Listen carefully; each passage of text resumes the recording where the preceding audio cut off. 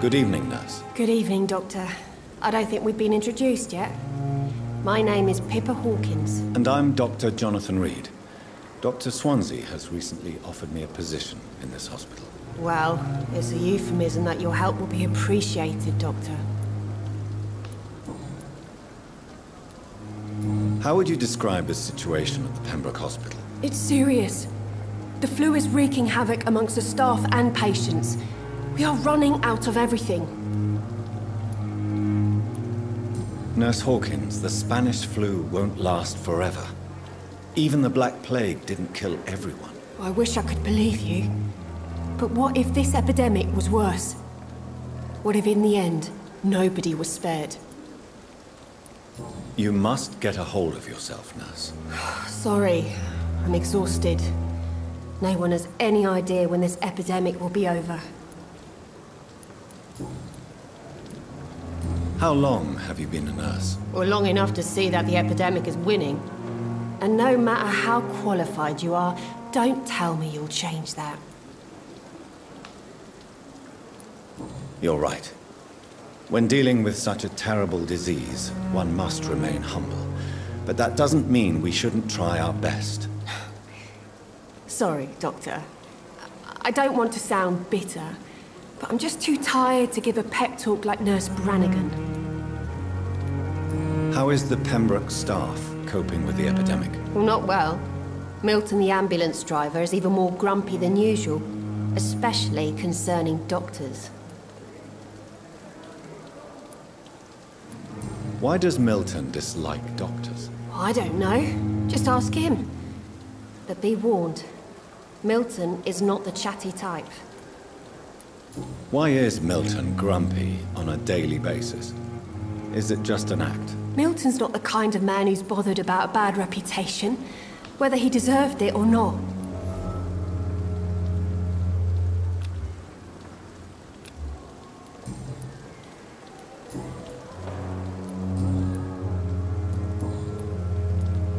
Goodbye, Nurse Hawkins.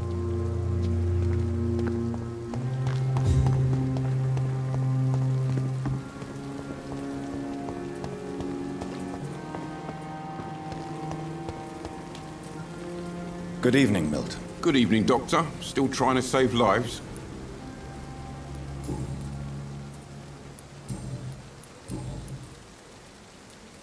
Why do you have such a mediocre reputation among your colleagues, Milton? Fuck them. Nobody knows the horrors I've seen since working here. This city was sick long before the epidemic, Dr. Reed. I know it's a difficult task, but correct me if I'm wrong. Is this not the job you are paid to do?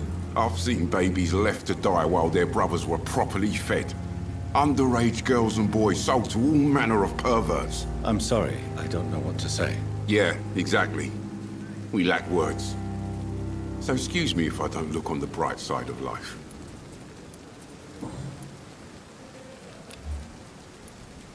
Goodbye, Milton.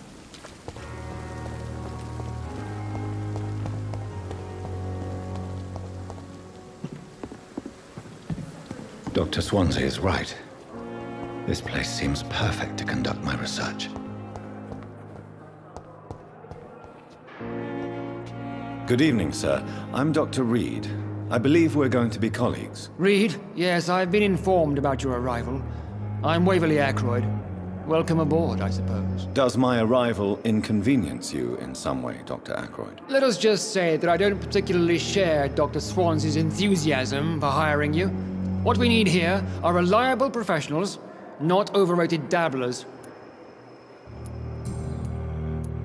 If you have a problem with me, Dr. Ackroyd, please feel free to tell me. Dr. Swansea has imposed your presence on this hospital without asking anyone's advice. The benefit of his position. But I don't agree with it. I know we've never met before, but I believe this hospital could use all the help it can get. You will agree with that, I'm sure. Oh, but I have heard about you, Dr. Reed. Of course, you can't say the same about me, since I have not wasted my time courting the press. There is no need for such animosity between us. Don't you think the epidemic is already enough to deal with? That is one point we could agree on. And that is precisely why I want to be sure that you will be of help to this hospital instead of a burden. Since your tenure in this hospital is longer than mine, perhaps you can tell me more about this place. Let's just say I'm tired of the carelessness around me. I have always respected the skills of Dr. Swansea, but over time his enthusiasm has become displaced. Carelessness? Exactly what are you talking about? We're here to save lives. The people who trust us are not volunteering for experimentation. They're here to be healed. I don't intend to run any radical experiments, Doctor. Even if I, as any good practitioner should, express an interest in pushing the boundaries of medical research. Modern medical methods were created through audacity and ego. But there are rules in our line of work, and they're here to protect our patients.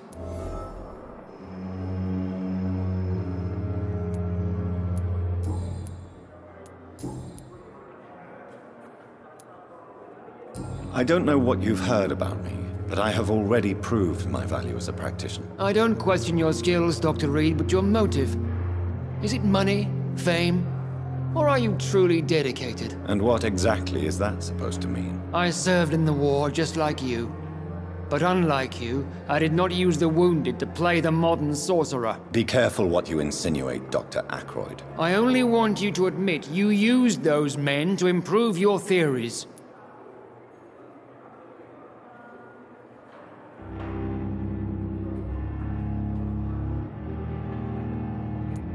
This is ridiculous. My blood transfusion technique saved many lives, and you know it. You see? That is exactly what I hate about people like you. You avoid this kind of accusation instead of facing reality. It seems you have bad memories of your military service. I refuse to see this industrial slaughter as scientific progress. War only reveals the worst in men. We can at least agree on something, Dr. Ackroyd. Thank you for your time. We'll talk later.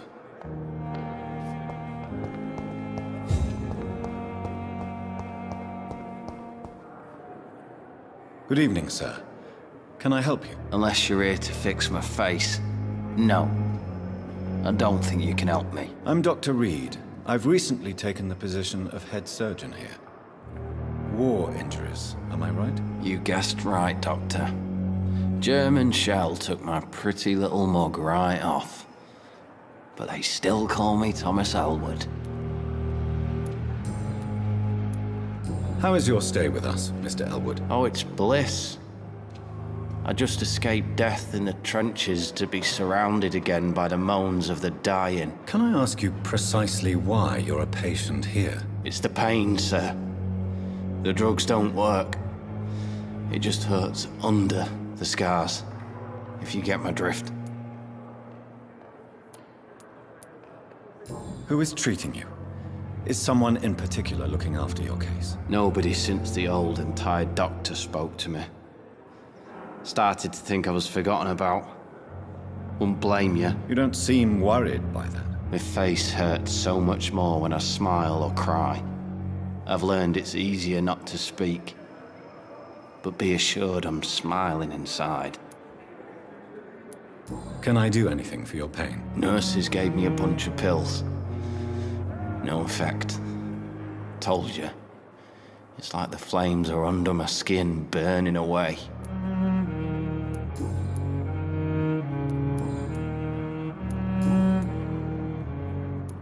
Where were you stationed, sir? Did you serve for long? I really don't want to talk about all this shit. No offense. I was pushing too much. I served in France myself. I just wanted to know what happened to you. You were an officer, weren't you? Then I doubt we fought the same war, sir. No offense. Goodbye for now, Mr. Elwood. Fear and disgust. Good evening, Mr. Elwood. Evening, Dr. Reed. Soldier, do you need assistance? I'm fine. Just do something for this pain, will you? That's all I'm asking.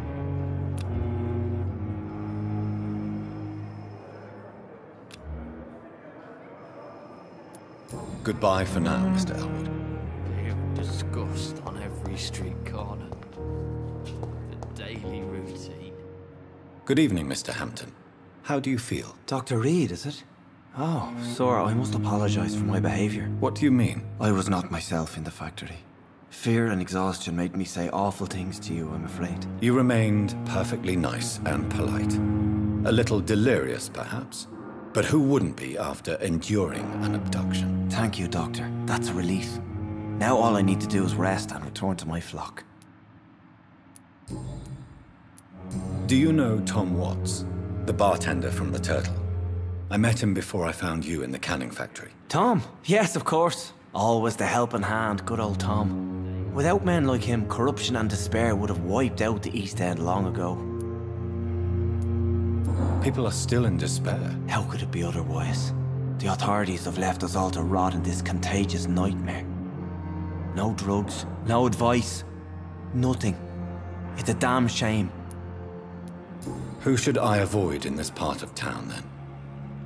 Any particularly evil figures? Not really. Most men and women are just doing their best. And it's not my habit to speak ill of people I know, Doctor. How did you end up in William Bishop's den? I had received alarming news about his recent behavior. I went to his place and he refused to let me go. Why did he abduct you? William was an alcoholic. His addiction suddenly changed to blood. I don't know why. Just like a patient I met here. This Miss Hawcroft. You dared to enter this awful place alone. You're a hero, Mr. Hampton. Or a fool. I'm just a man trying to help his friends, Dr. Reed. William Bishop was a conflicted soul, searching for light. What is the general situation in the East End docks? The situation has always been tough, with a lot of tensions between the gangs and the dockers' trade union. The Wet Boot Boys are very nervous since they lost their leader. Who leads the gang now? Since Clay Cox went missing, it's his wife Edwina who runs the show, with the assistance of her minion, Booth Digby. Has the gang been threatening you? Ah, no. I've had this nickname for so long, you know, the sad saint of the East End. No one dares to bug a saint, not even criminals.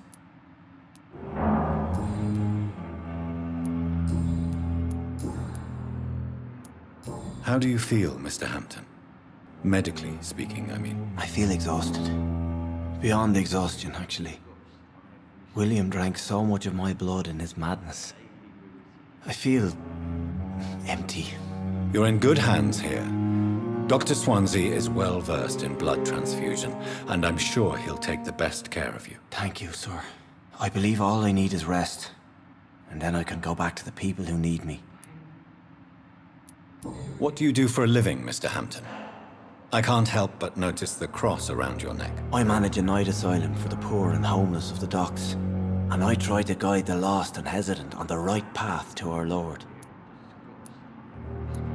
Are you a priest, Mr. Hampton? A deacon, maybe? Not at all, Doctor.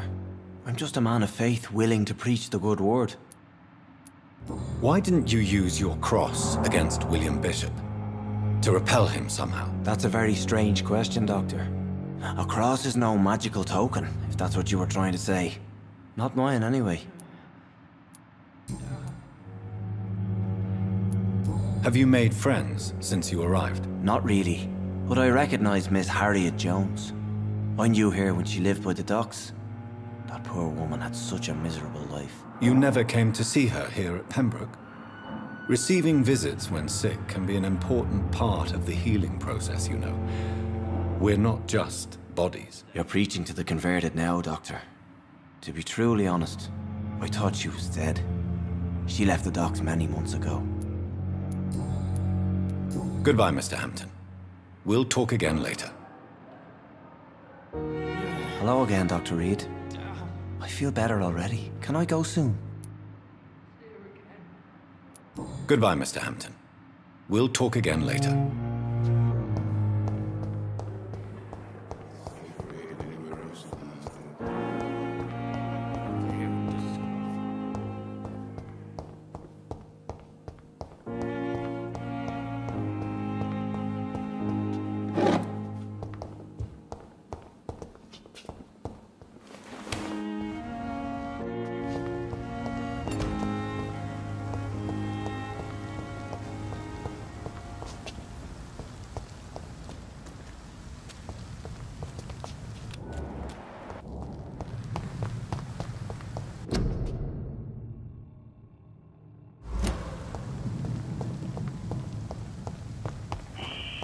Scowl voices in the garden. I should investigate.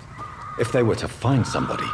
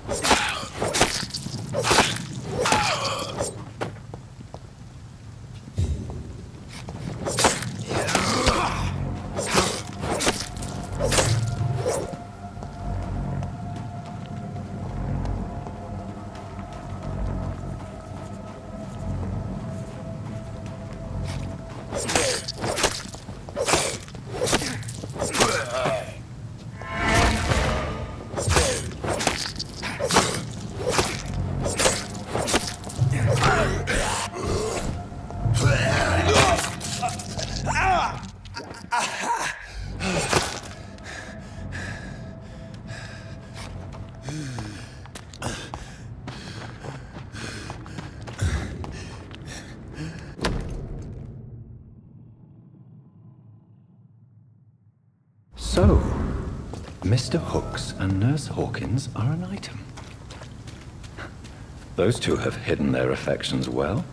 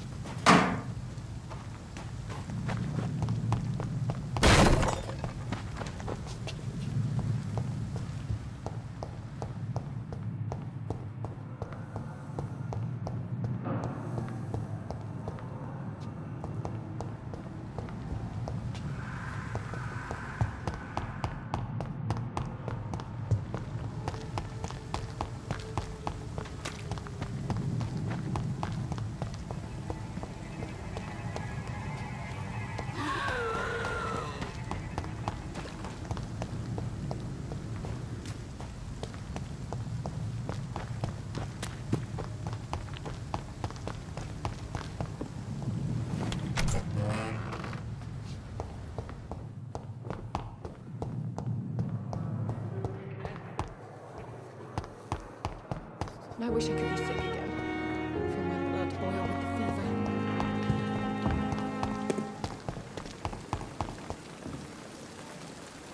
Good evening, Milton. Good evening, Doctor. Still trying to save lives? I have some good news, Milton. What? The epidemic's over? I retrieved your wallet with all the money and a certain picture. Well, yeah, Pippa Hawkins is my girl. So what? Is it the difference of skin colour that bothers you? Not at all, Milton. Good. Please, take this money anyway. To remind you to keep your mouth shut. Not everybody is as broad-minded as you, Dr. Reed. What's going on between you and Nurse Hawkins? Pippa's tired. Tired of all this shit. Tired of all those corpses piling up. She's as depressed as I am. During the war, I witnessed a few couples just like you come together in difficult circumstances. It can be very damaging. Maybe you're right. But we support each other. And that's all that matters. You do realize you could both get fired. Hospital staff are not meant to have intimate relationships with one another. Come on, Dr. Reed. Do you know how many rules are broken in this hospital every day just to keep it running? There's nothing wrong with what we're doing. Goodbye, Milton.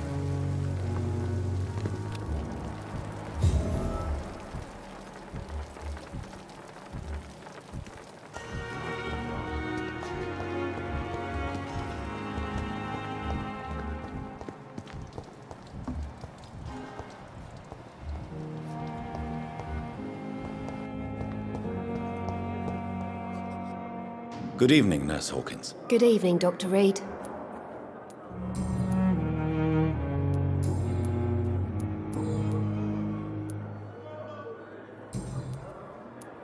Goodbye, Nurse Hawkins.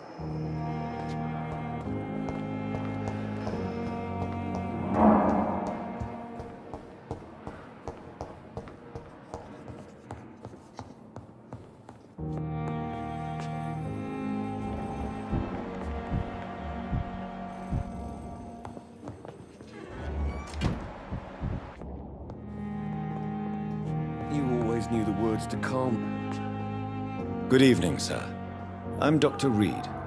May I help you? I don't know if a third opinion is needed.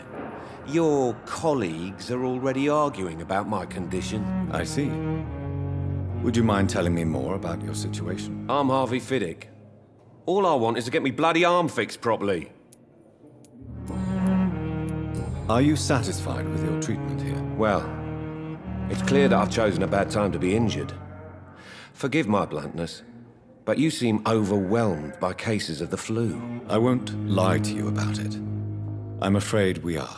Are you sure you don't want to operate yourself, Dr. Reed? I have the feeling you're very capable, and your colleagues seem to think so too. In other circumstances, you would be right.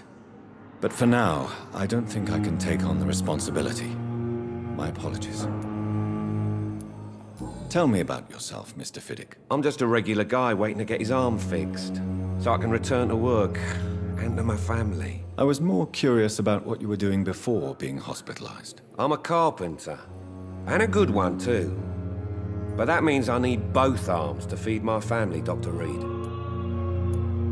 Tell me about the doctors who are arguing about your case. Strickland and Aykroyd. They both want the best for me, but there's a lot of pride there. Doctors are no different from carpenters, it seems. What do you mean? I often had professional arguments with rivals on a building site. Difference is I disagreed about wooden nails, not flesh and bones.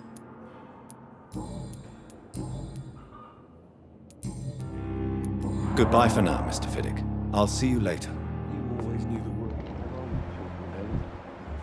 As for me, what a blundering idiot.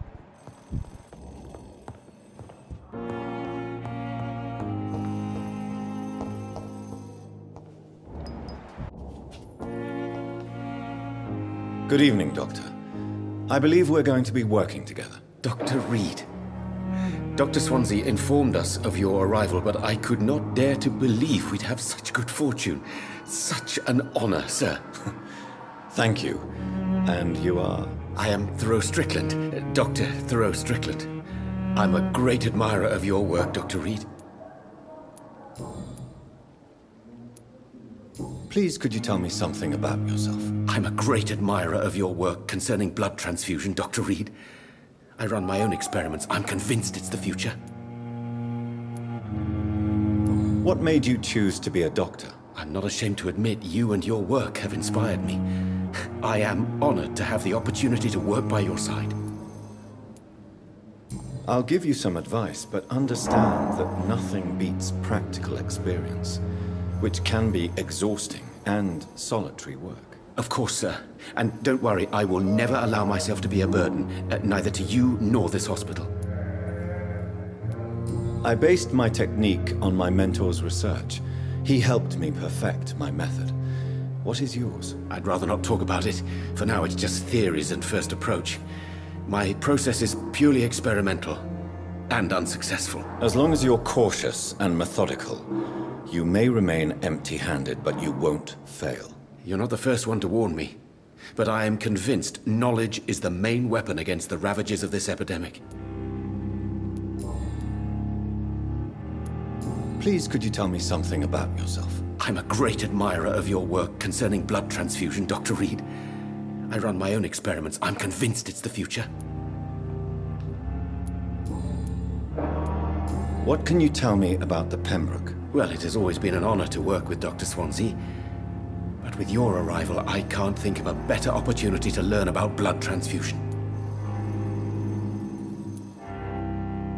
You seem quite optimistic. It's a rare and precious attitude in these difficult times. I'm convinced that this epidemic is a test of endurance and dedication for us men of science. Questions remain about our capacity to resolve the situation. True. Last summer, during the first wave of the epidemic, I used to joke with Milton about the extra work. We're not smiling now. Do you need help with anything in particular? Well, yes, maybe. I'm waiting for a batch of products I ordered for my personal research, yet my supplier seems to have vanished. Do you want me to play the errand boy for you? Oh no, Dr. Reed. But if you went personally to his shop, what with your reputation and all, he wouldn't dare to refuse the products I need. I see. Well, give me the address, for I may pass by if I have time.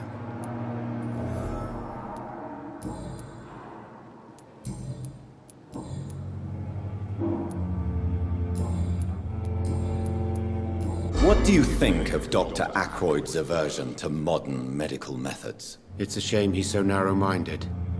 Dr. Swansea taught me that science is about exploring uncharted territory.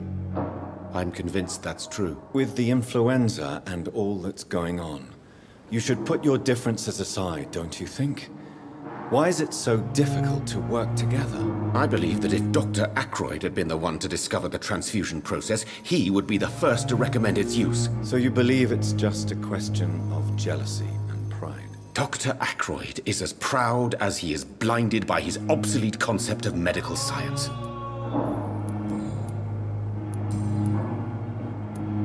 Tell me more about your willingness to experiment with new medical techniques. Harvey Fiddick is a patient suffering from a severe injury that could cripple him if not treated correctly. I'm convinced your blood transfusion technique could help him. What is it you really want? To save him, or to prove your point? Fair question.